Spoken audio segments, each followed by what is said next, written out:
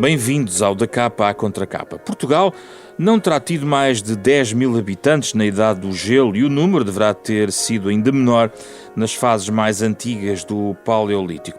Neste programa vamos tentar perceber como era Portugal na Idade do Gelo. Metade dos europeus vivia na Península Ibérica, mas como é que viviam esses habitantes remotos deste nosso território? Nosso convidado deste programa é o investigador da Universidade de Lisboa, João Zilhão, autor do novo livro Portugal na Idade do Gelo, Território e Habitantes, que vem então a este programa explicar o que a arqueologia paleolítica já desvendou sobre este período histórico, nesta edição que conta também com a presença de Carlos Fabião, que já leu este livro, que vai ser aqui lançado também no próximo mês de dezembro pela Fundação Francisco Manuel dos Santos.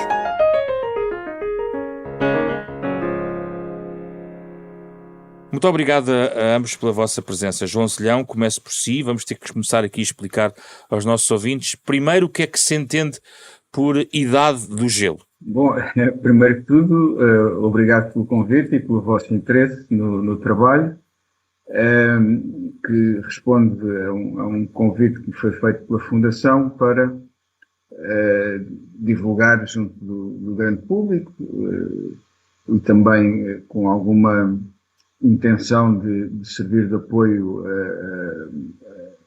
aos estudantes, aquilo que nos últimos anos temos vindo a saber sobre essa época que me pede para definir. Sim.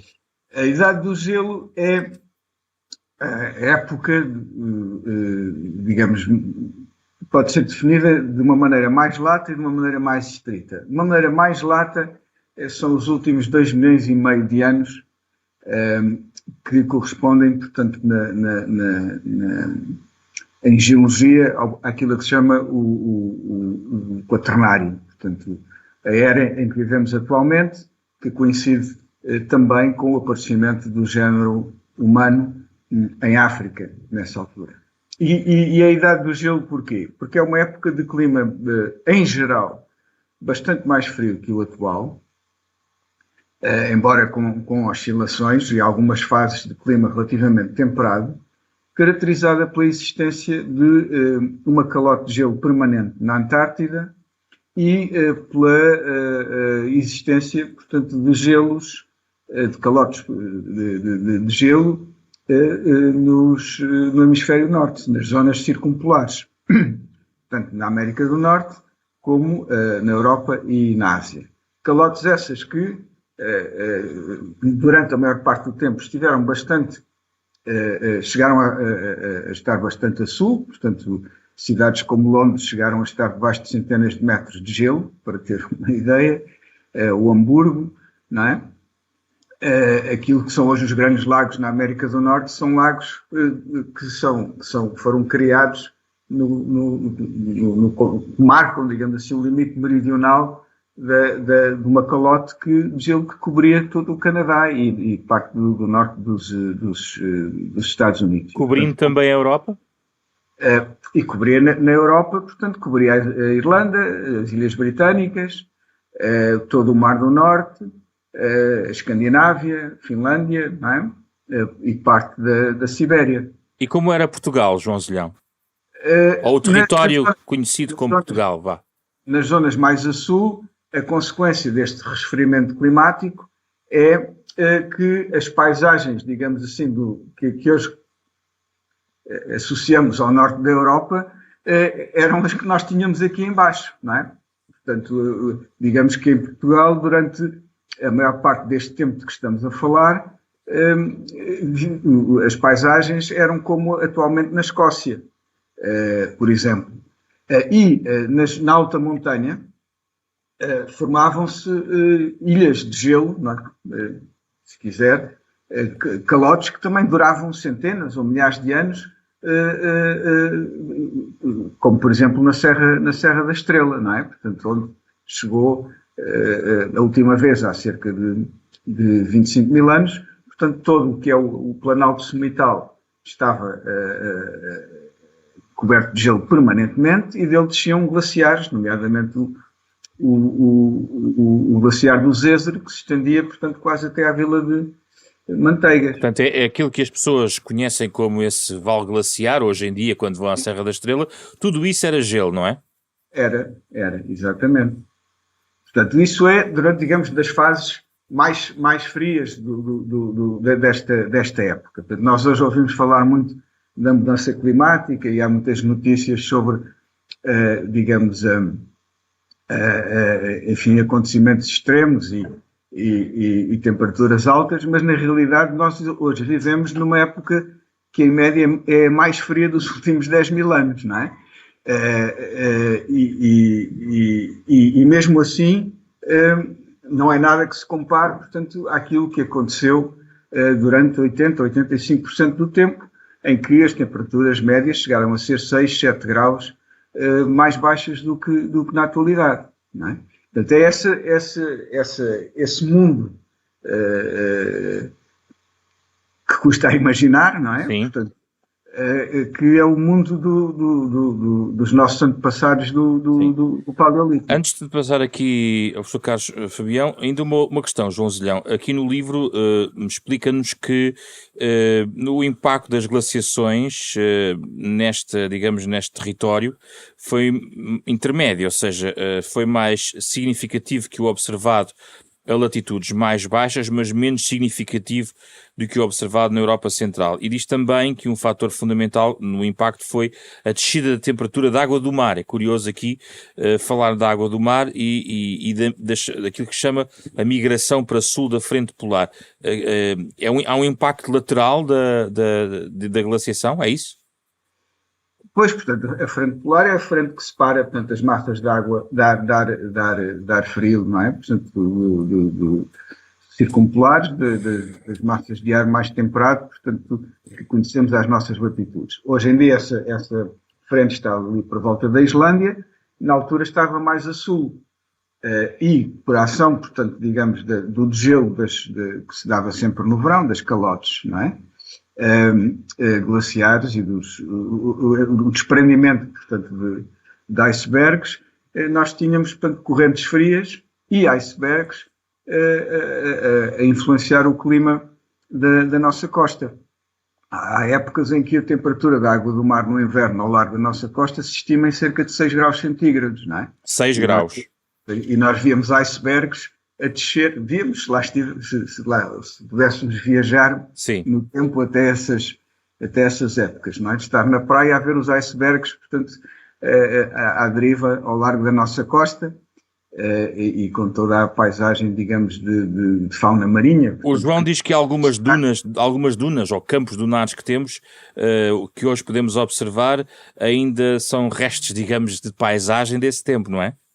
Exatamente, portanto, ali, sobretudo na costa de Torres Vedras, é muito.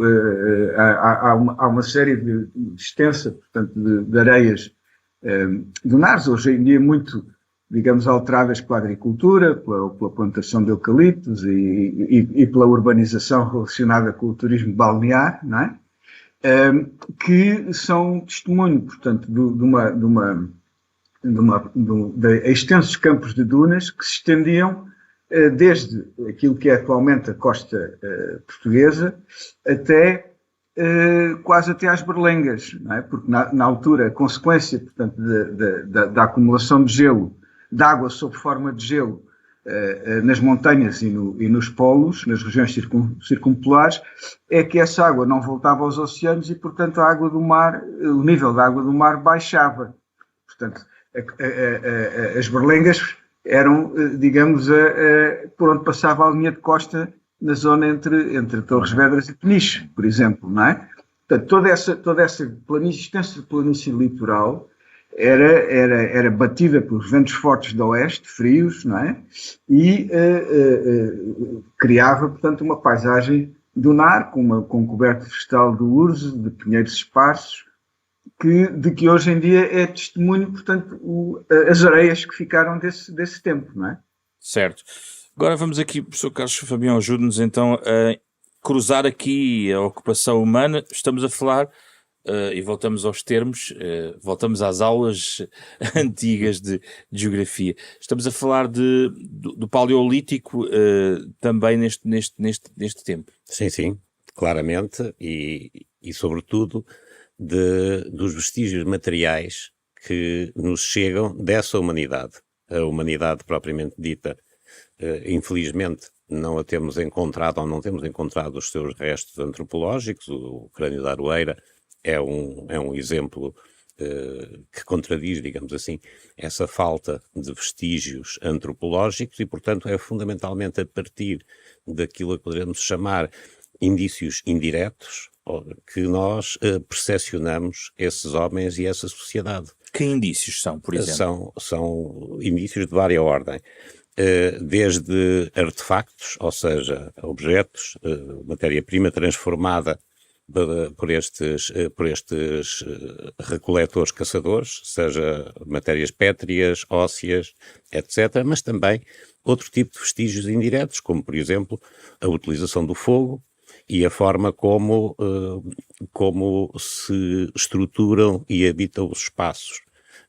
Quando falo dos artefactos, por exemplo, são sempre importantes, obviamente, é aquilo que normalmente se vê, digamos assim, na vitrine de um museu. Sim. Mas um aspecto importante também destas investigações consiste em encontrar todo um conjunto do que tradicionalmente se chamam os vestígios de debitagem, isto é, a partir de um bloco de matéria-prima, através de um processo de talhe humano, é extraído, digamos assim, desse núcleo, dessa matéria-prima, o artefacto.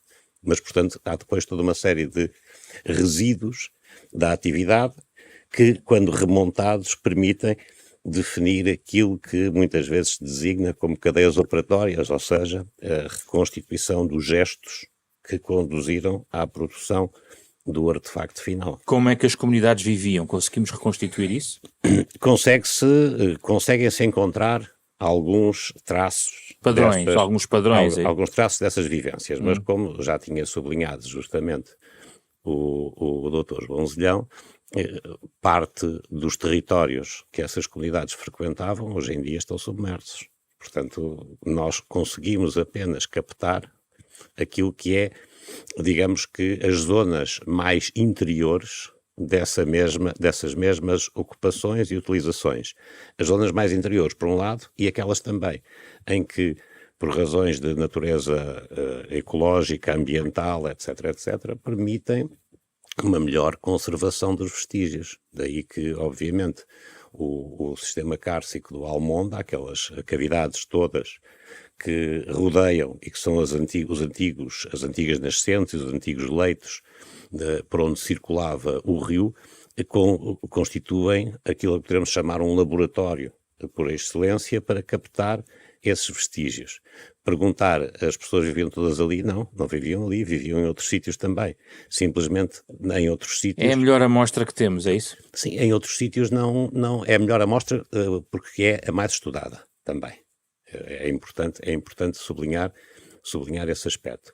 Isso me permite, claro. Eu gostaria de fazer um comentário sobre o livro de que estamos a falar, que considero que é uma obra de referência por vários motivos. Em primeiro lugar, porque está escrito numa linguagem acessível, não é uma obra para especialistas, embora configure também uma obra interessante para estudantes e especialistas. Eu, quando li o livro do João Zelhão, veio-me à ideia uma máxima publicitária, digamos assim, contida numa outra obra de referência muito importante da historiografia portuguesa, que era a História de Portugal, do professor Oliveira Marques. E a História de Portugal dizia que era o livro dedicado para todos os interessados no passado pátrio.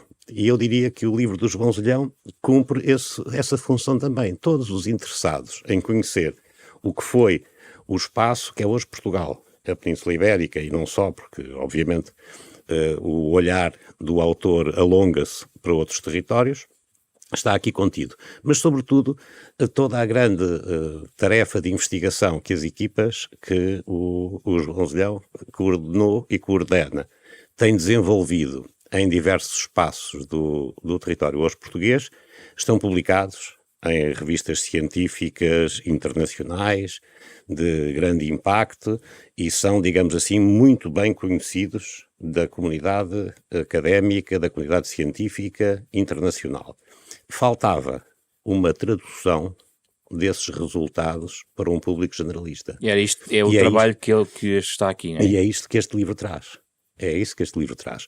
As ilustrações, já sublinhou, ajudam muito a compreensão. Importantíssimas, mas eu acrescentaria uma outra coisa, que é a concisão do livro. Ou seja, este livro é um livro que não é intimidador. Se um qualquer curioso, um público generalista, por causa dos termos técnicos, não passasse por uma livraria e visse um calhamaço de 500 páginas Sim. sobre a Idade do Gelo, pensaria imediatamente que esse livro não era para ele. Era um livro para especialistas. Sendo um livro com uma dimensão, digamos, manejável, amigável, é também um fator, a meu ver, extremamente importante.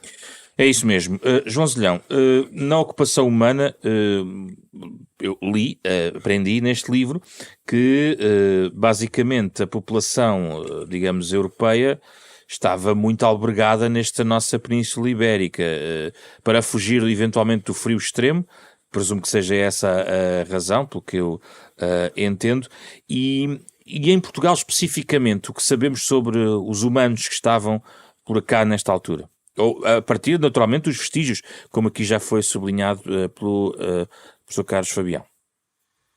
Pois, vamos lá ver.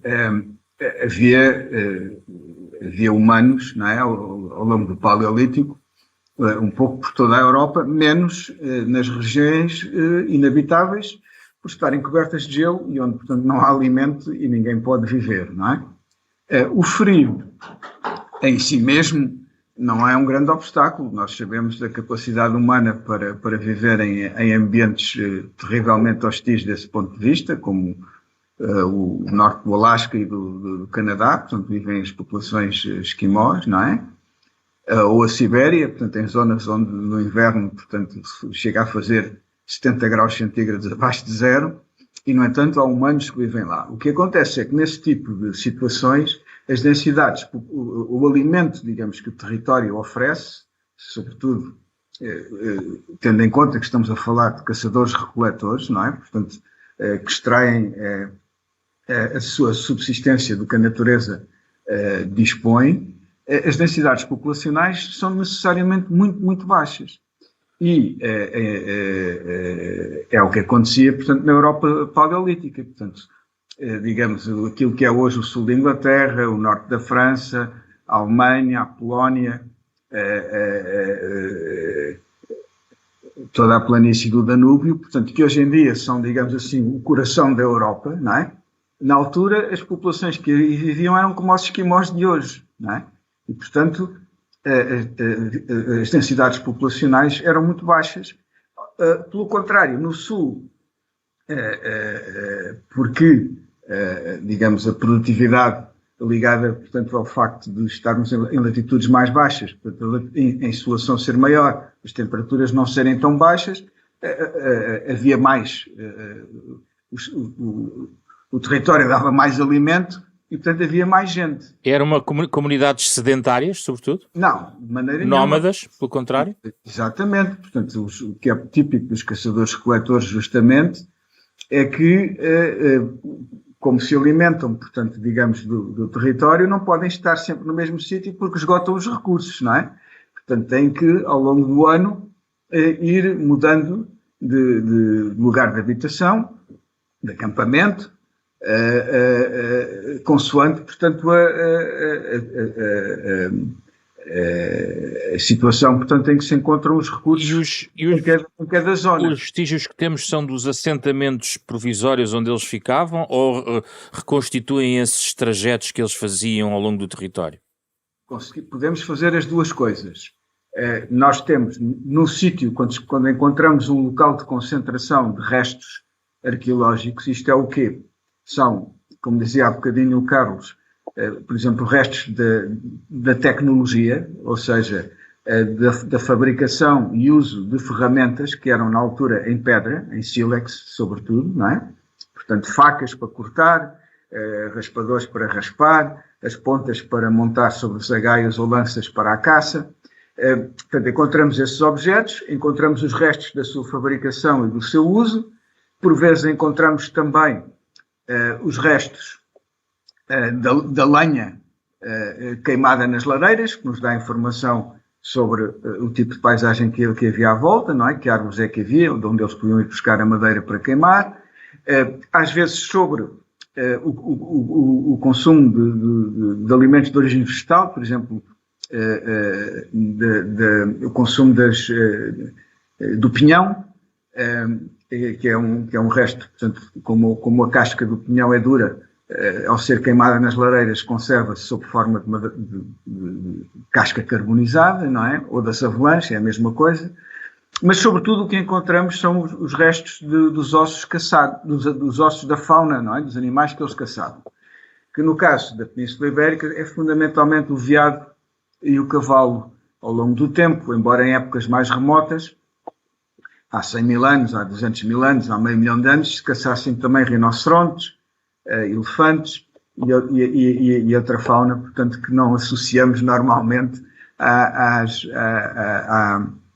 digamos, aos habitantes animais das nossas regiões. Portanto, isso é o tipo de coisas que encontramos numa jazida arqueológica, um sítio onde as pessoas viveram, não é? E onde os vestígios se conservaram. Pode ser ao ar livre, pode ser numa gruta, pode ser num abrigo sob rocha.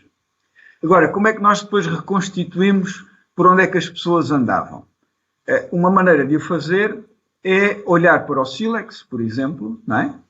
E, como o sílex é uma rocha, os animais movem-se, mas as rochas não é? Portanto, se o sílex aparece no sítio X, mas a sua origem geológica, onde ele aparece naturalmente, onde ele ocorre, portanto, na Terra, está a 30 km, ou 40 km, ou 10 km, nós podemos presumir que essa zona onde se fazia o aprovisionamento da matéria-prima é uma zona que pertencia ao circuito, digamos, anual, não é?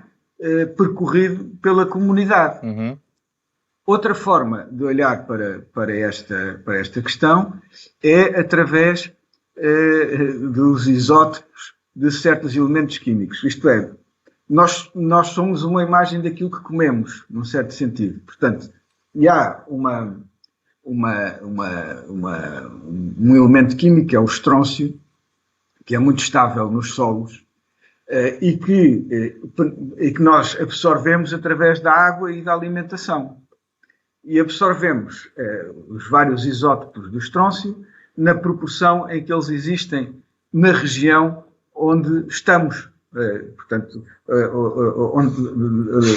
onde bebemos água e onde viveram os animais que caçamos e comemos.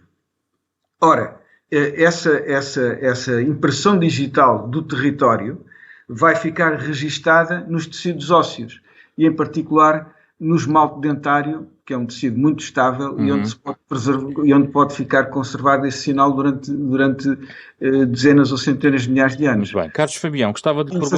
Já sei se estou a concluir. E, portanto, fazendo a análise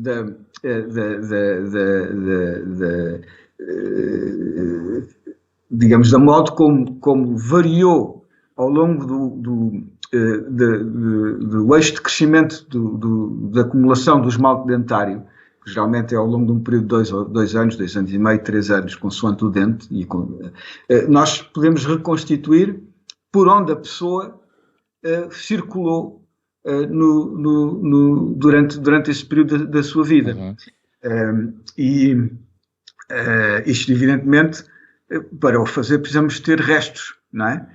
Das próprias pessoas. Precisamos ter esqueletos, precisamos ter restos dentários, pelo menos, que não são muito abundantes, como o Carlos há bocadinho dizia. Já vamos aos esqueletos. Aqueles que foram aparecendo têm permitido fazer este tipo de estudos que, aliás, são pioneiros. É a primeira vez que se fizeram em todo o mundo, foi cá em Portugal, com base nas jazidas do Almonda, de que o Carlos falava há bocado. Já vamos aqui aí à questão dos esqueletos. Antes disso, Carlos Fabião, há aqui uma parte há uma interrogação um pouco política do João Zelhão aqui no meio, sobre a questão da capacidade de pesquisar e de investigar.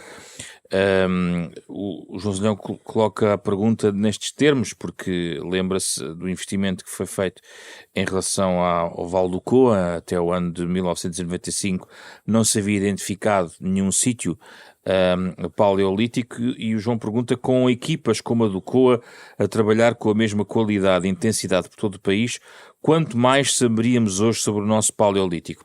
Consegue responder esta pergunta do João Zelhão? Eu consigo.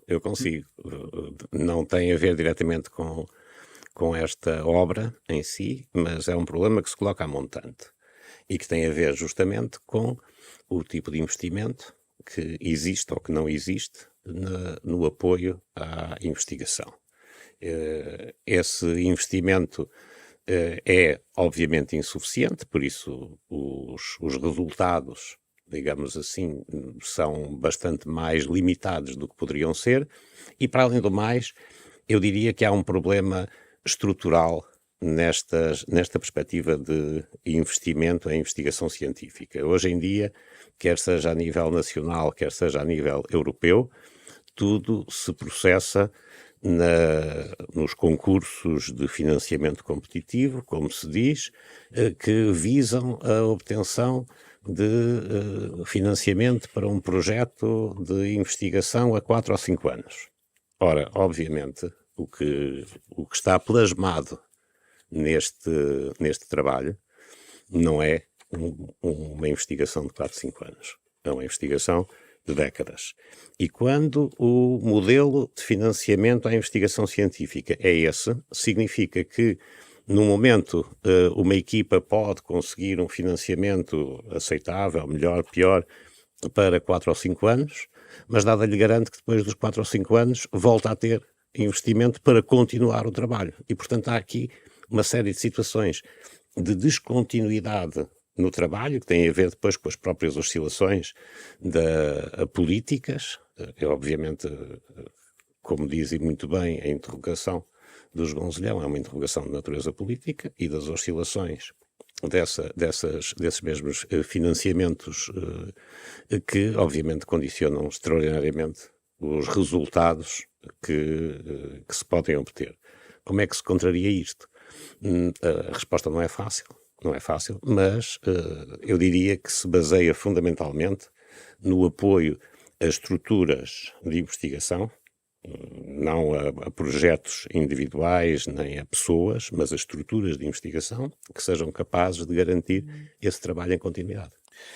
Há um capítulo, sempre juízo do João depois querer falar sobre este tópico que eu agora levantei, mas há um capítulo sobre, agora voltando à questão das gentes, digamos assim, e eu queria convidar-vos a explicar aos ouvintes a relevância de algumas destas descobertas, do caso quer do crânio da Aroeira, quer do esqueleto do Lapedo, porque foram de facto noticiados, até mediatizados, e que tem a ver com a nossa curiosidade de saber como eram os humanos daquele tempo. E começo por si, Carlos Fabião.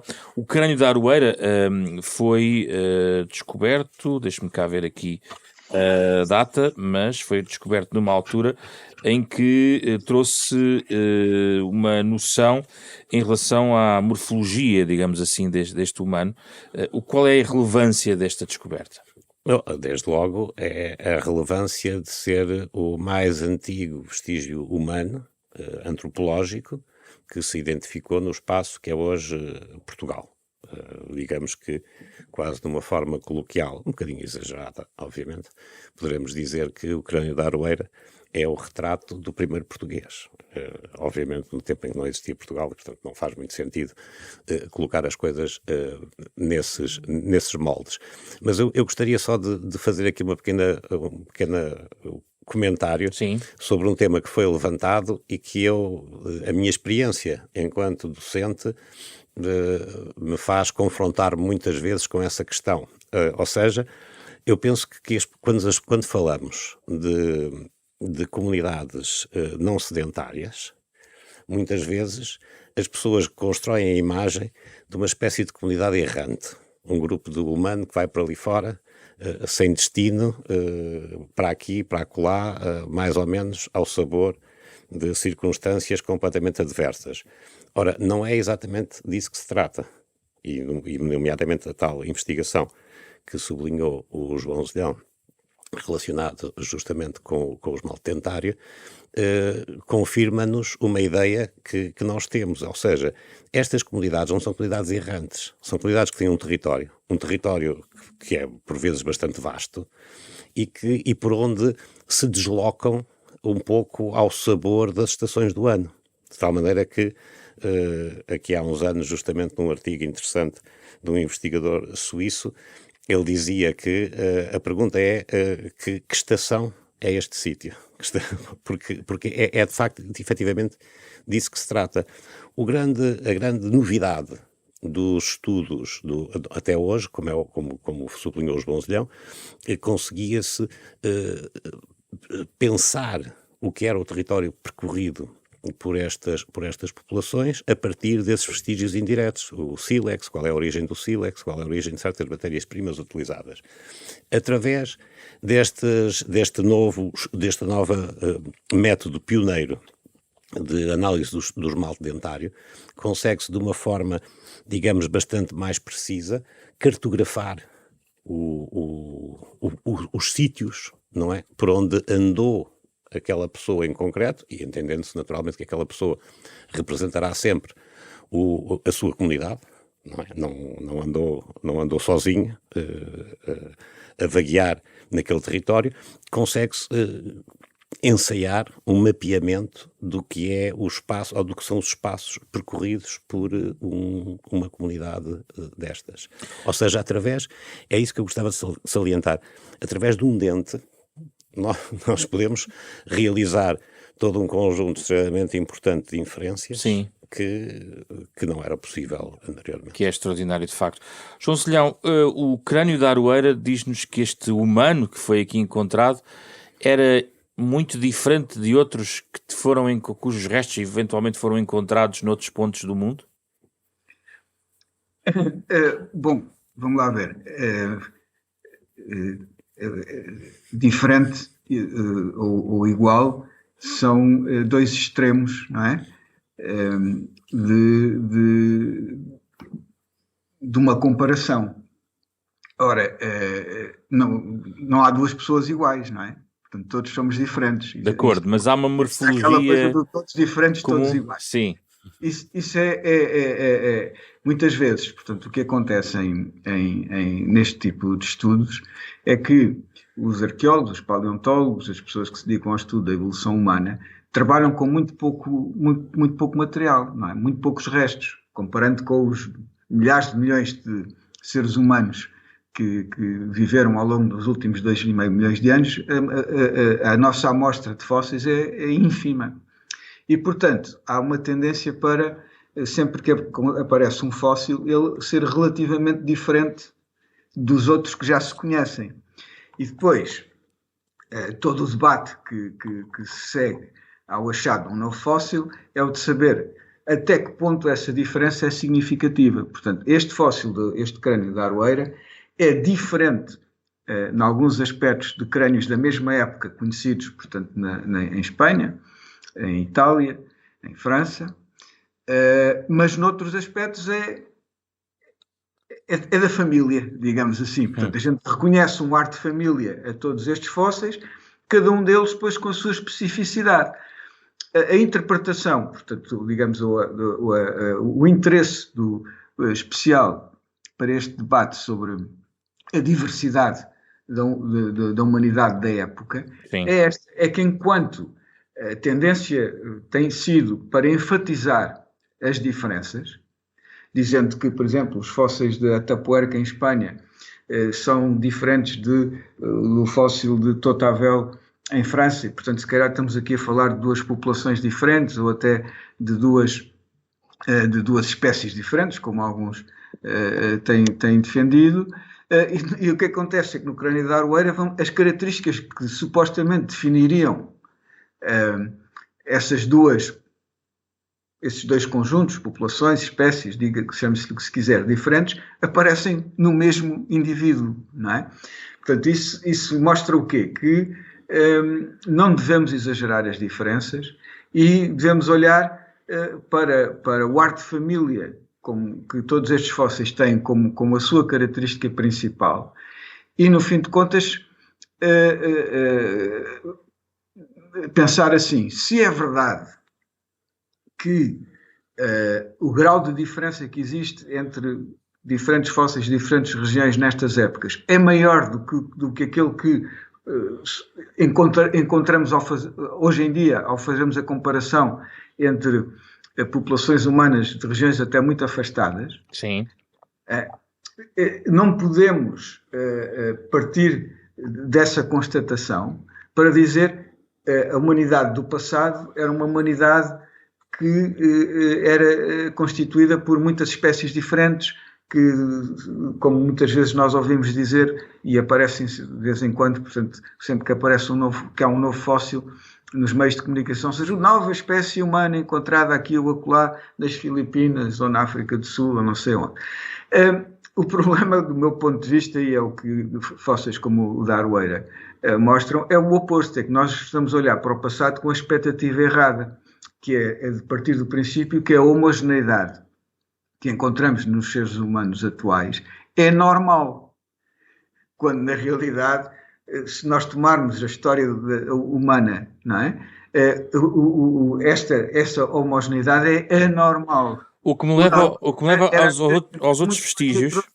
Do que vemos atualmente. O que me leva aos outros vestígios que o João também fala, nos fragmentos da Gruta de Oliveira e também do chamado Menino do Lapedo, o esqueleto Sim. do Lapedo, que me leva também a esta conclusão que o João também escreve aqui, relacionado com, por exemplo, no caso do Lapedo, digamos, a ligação que existiria entre uma população de origem africana e outra população, ou seja, que consegue juntar fazer a ligação de várias populações humanas distintas. Qual é a relevância real destas duas descobertas?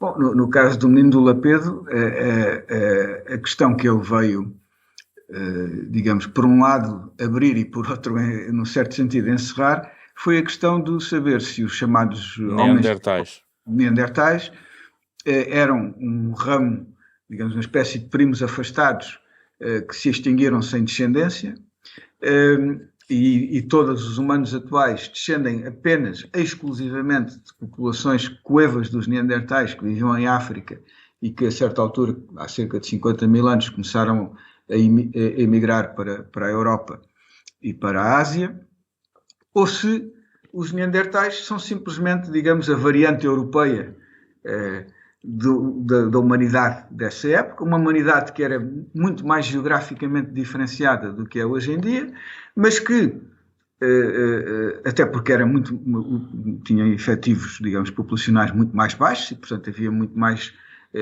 possibilidades de isolamento geográfico dilatado no tempo, portanto, que permitia a fixação de características, entre aspas, rássicas, durante dezenas ou centenas de milhares de anos. Mas, sempre que havia, portanto, nas zonas de contacto, digamos, entre as diferentes populações, no Médio Oriente, nomeadamente, que é onde se faz a confluência dos 3 continentes, não é? E quando,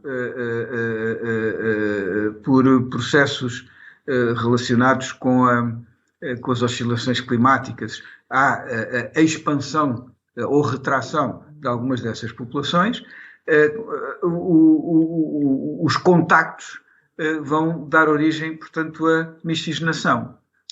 Ou não. Portanto, a questão que se punha era, será que os Neandertais, quando começam a entrar em contacto com estas populações de origem africana, desaparecem? Ou será que simplesmente são assimilados? Não é? Se misturam com eles e são, portanto, também nossos antepassados. Mas aqui não ganhou a tese da mistura? Ganhou, exatamente. O Menino do Lapedo veio demonstrar, ou pelo menos veio dar um argumento muito importante a favor de que tinha havido miscigenação e, portanto, os Neandertais também eram nossos antepassados. Longe de serem um ramo extinto que não tinha deixado qualquer descendência, são parte da nossa família, se quiser, genealógica, da nossa árvore genealógica. Sim. Isso, digamos, na altura, no finais dos anos 90, era heresia, quase dizer isto, não é? O menino do Lapedo veio dizer, atenção, não é bem como a gente pensa, e abriu, portanto, um debate que se pensava estar fechado, que com a realização de outras descobertas, nomeadamente na Roménia e noutras regiões da Europa Central e Oriental, vieram, digamos, duplicar ou triplicar essa novidade que era a existência de fósseis da época do contacto com traços anatómicos herdados das duas populações, da população europeia, que chamamos Neandertais, e da população de origem africana, que realmente, como a África era, pela tal história da latitude, na Península Ibérica, é onde viviam a maior parte dos europeus, e nas outras penínsulas do sul da Europa, Sim. Em África havia muitíssimo mais humanos do que na Europa e na Ásia juntas, não é? Porque é o continente que está, portanto, de um lado e do outro do Equador. Deixe-me aqui ouvir o Carlos Fabião sobre este tema. Estamos aqui a falar sobre estas descobertas destes fragmentos. O que é que quer acrescentar nesta conversa nossa? Não, este aspecto que o João Zilhão sublinhou é de facto um dos aspectos mais fascinantes e é um debate, diga-se de passagem também, ainda hoje não encerrado. É verdadeiramente fascinante se nós assumirmos uma perspectiva, digamos, historiográfica e se formos pegar nas ilustrações das diversas árvores genealógicas da humanidade que se vêm publicando desde os meados do século XX até aos nossos dias, vamos vendo como essas árvores vão variando, em alguns casos com uma extraordinária profusão de ramos e ramificações e de supostas espécies, subespécies, etc., praticamente ao ritmo de cada novo achado é um novo elo distinto nessa cadeia, nessa genealogia, e penso que um dos aspectos extremamente interessantes, suscitados justamente pela descoberta, primeiro pela descoberta do menino do Lapedo, depois, enfim, por todo um conjunto, um encadeado de outras investigações subsequentes, vem reposicionar a nossa forma de olhar para a nossa própria árvore genealógica. E isso acho que é um aspecto extremamente interessante. Sendo os nossos antepassados, são também eles frutos de mistura, não é isso? É isso mesmo. E ajuda também, como direi, a esbater um pouco, e reconheço, obviamente, que existe sempre algum viés nestas interpretações, permite esbater um pouco aquela ideia frequentemente encontrada em bibliografia mais antiga do processo do extermínio. Sempre a nova espécie exterminava a outra, digamos um padrão de guerra e de agressividade e que é obviamente, digamos assim, um viés das nossas próprias concepções atuais. Isto está ultrapassado na comunidade científica? Eu diria que não está e provavelmente nunca estará, não é? Digamos, de um lado temos a gente mais adepta de modelos musculados agressivos e do outro lado o modelo do Make Love Not War, que obviamente também tem os seus adeptos e tem o seu caminho. Não é possível abarcar o programa todo, no livro todo, nas suas 8 partes, por isso, notas muito finais e rápidas. João Zilhão, há pouco eu sublinhei uma frase sua em relação à capacidade de investimento, nos pode eventualmente trazer outras descobertas, eventualmente como aquelas que mobilizaram nos anos 90 a questão de Foscoa. O João não tem dúvidas de que há muitos Foscoas em Portugal?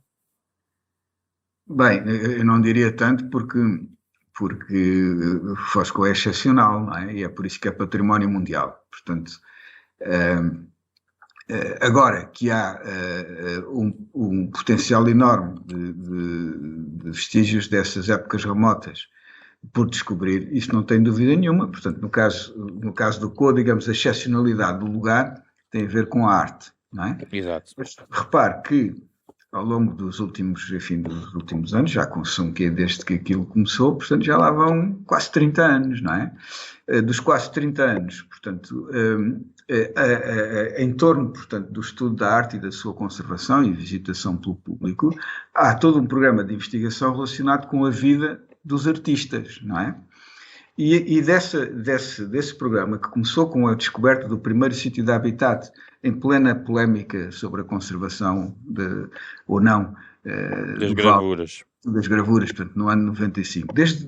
Em agosto de 95 descobre-se o primeiro sítio de habitat relacionado com aquela arte e não havia nada, não é? Não havia nada, e hoje o que se conhece sobre a vida daqueles artistas naquele território é de uma densidade, de uma qualidade de informação com muito poucos paralelos, portanto, na Europa. Portanto, é das regiões mais bem conhecidas porque houve um investimento, João. Porque houve um investimento e há, sobretudo, há uma equipa residente que trabalha bem e é residente, portanto, está lá, trabalha continuadamente, portanto, no desenvolvimento dos estudos e obtém resultados e publica-os. Em termos globais é enganador levar aquilo para um símbolo daquilo que é a investigação em Portugal, porque é excepcional, é isso? É, exatamente, mas é também a demonstração de que, evidentemente, enfim, um país não pode dedicar todos os seus recursos a uma coisa apenas.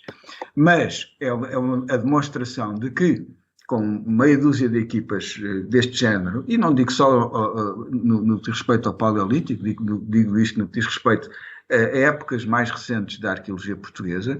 Eu estou a pensar, por exemplo, em jazidas extraordinárias, em sítios arqueológicos extraordinários que existem em Portugal, como, por exemplo, as ruínas de Conímbriga ou as de Idanha.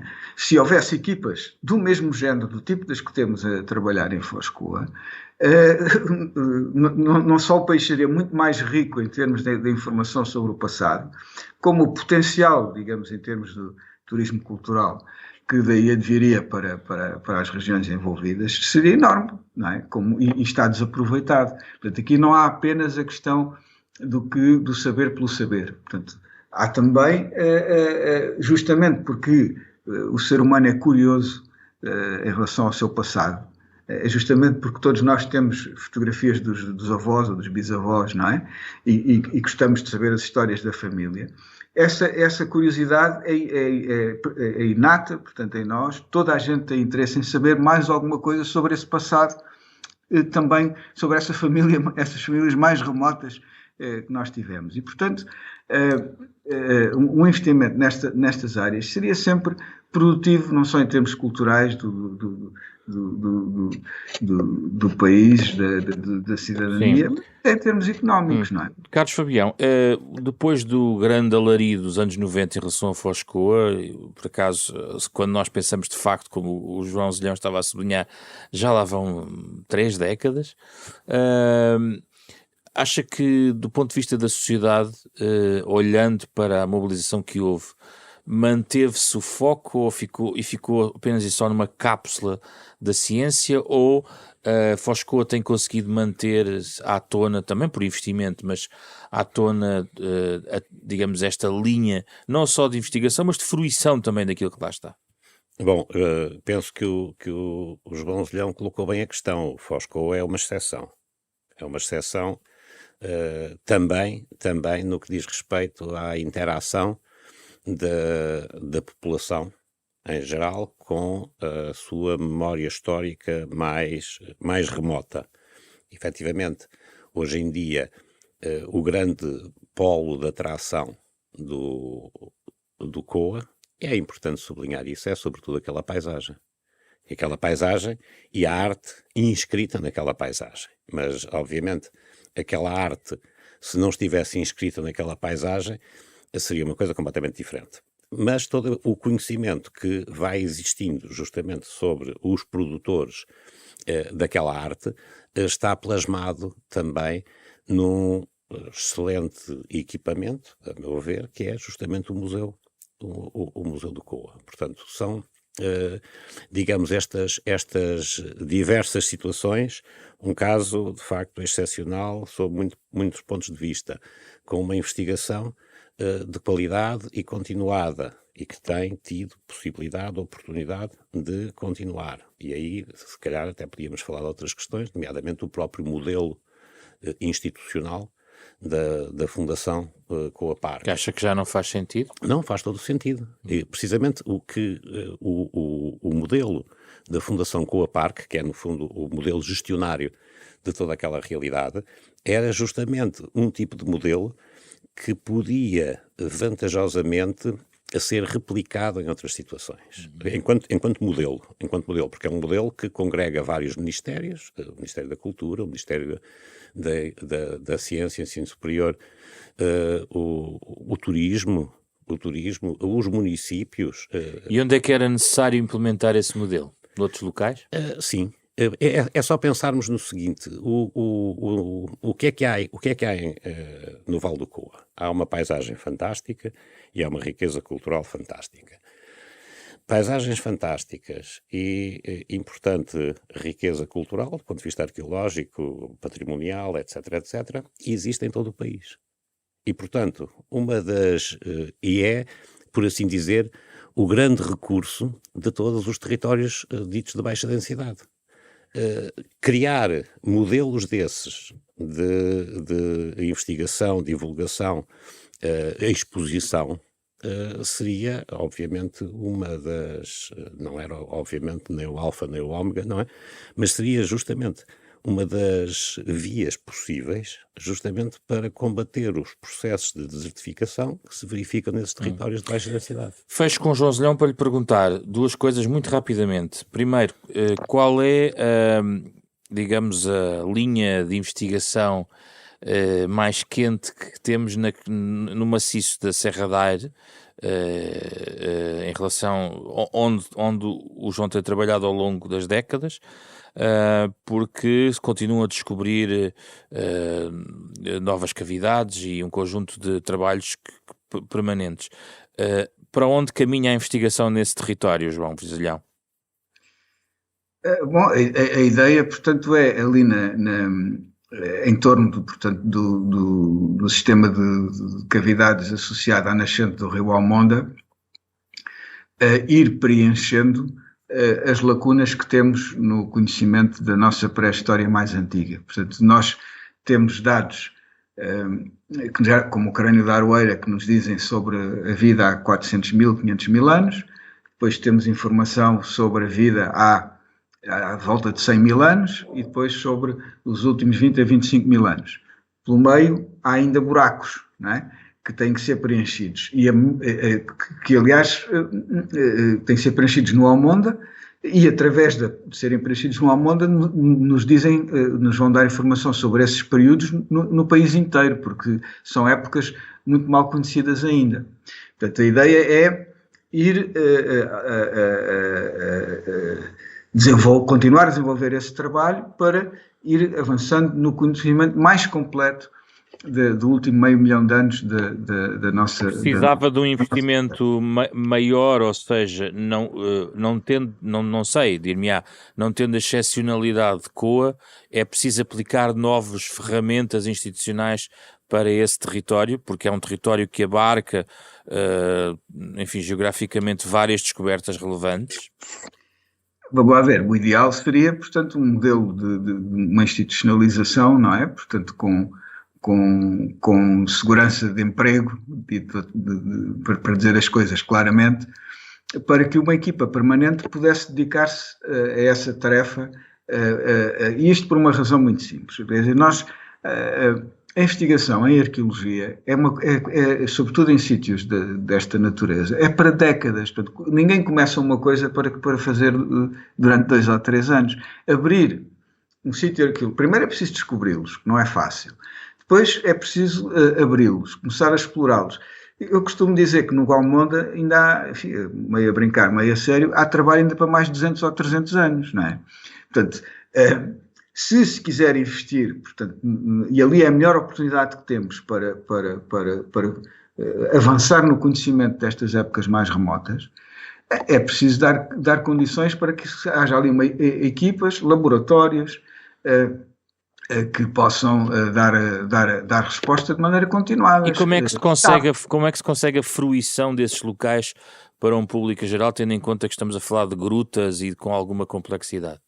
Os locais pode-se fazer, portanto, existem exemplos noutros países, quando normalmente o que fica, quando uma escavação arqueológica é concluída, bom, para já pode-se visitar o sítio durante a escavação, que é sempre elucidativo e informativo. Aliás, lembro-me, por exemplo, quando estávamos a escavar a sepultura da criança do Lapedo, havia todos os dias dezenas, às vezes centenas de pessoas que iam lá observar e ver o que é que nós estávamos a fazer, como é que se fazia, etc. Aquela é uma zona onde há popularidade de grutas, na verdade.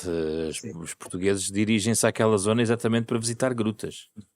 Exatamente, e além disso, portanto, quando a escavação conclui, normalmente fica sempre o chamado corte estratigráfico, não é? Em que é, digamos, uma parede de terra onde se podem ler as várias camadas e como num livro, não é? E através do qual se pode explicar ao visitante a história do sítio e das diferentes através dos vestígios que lá foram encontrados, a maneira como as pessoas que ali viveram foram vivendo durante o período de tempo representado por essa sequência de sedimentar. E depois há a hipótese de apresentar, portanto, os achados em museus, fazer exposições.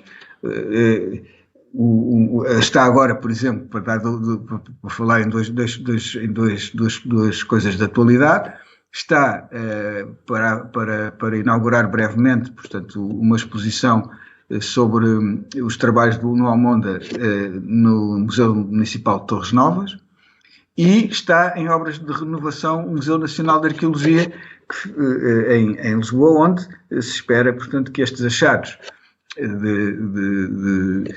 sobre a idade do gelo em Portugal finalmente possam ser apresentados ao público em boas condições. Portanto, o Museu Nacional de Arqueologia está instalações a que se pode aplicar aquele velho ditado provisoriamente definitivas há mais de 100 anos.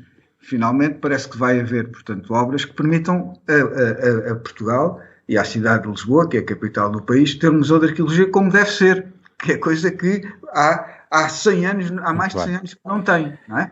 Portanto, é através são as ferramentas de informação, de divulgação, de educação, que nós temos. Uma delas, por exemplo, a publicação de livros, não é? Como este que me foi pedido de escrever e que eu achei por bem e que era necessário fazer. E que nos traz aqui esta conversa. Muito obrigado, João Zelhão, muito obrigado, Carlos Fabião. Obrigado. Carlos Fabião, do Centro de Arqueologia da Universidade de Lisboa. João Zelhão, o autor deste livro, Portugal na Idade do Gelo, Território e Habitantes, editado pela Fundação Francisco Manuel dos Santos, parceira da Renascença, neste programa semanal, cuja versão integral está em podcast, nas plataformas digitais. O programa com o genérico original do pianista Mário Lajinha. Fizeram o programa esta semana Ana Marta Domingues, Rui Glória, André Peralta e José Pedro Frazão. Voltamos na próxima semana com outra conversa.